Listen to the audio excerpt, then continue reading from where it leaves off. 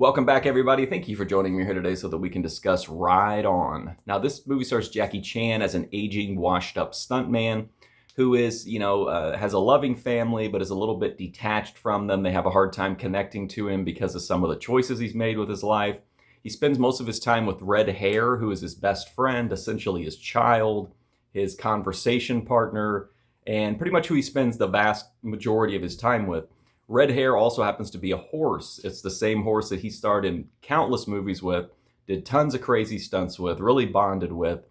And in his old age, he's realized that he actually doesn't own the horse. He thought that he had made a business deal in the past that locked up ownership over Red Hare, but in fact, one of the production companies still owns the horse, and they've decided they want to repossess Red Hare.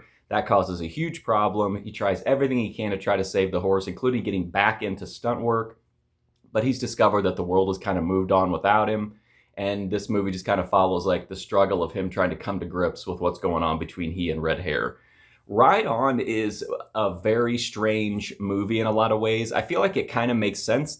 Jackie Chan would be in a movie about an aging stuntman who's struggling to adapt to an ever-changing world. But this movie has like wild tonal shifts. It feels like it's like almost like a maybe like early talkies or even silent movie slapstick comedy at times, with the way that Jackie Chan kind of like, pantomimes and his big sweeping actions and the, physical comedy.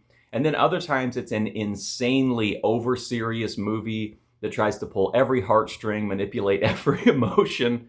And I'm not saying that it's not earned, because they actually do a pretty good job of building up the relationship between Jackie Chan and the horse by kind of, showing all the old clips and showing the bonding they did on the sets. Those older like flashback scenes are kind of funny too, because the way that they de-age Jackie Chan is just to put a young looking wig on him and a bunch of makeup, like just regular makeup, but it never works. It's just kind of funny.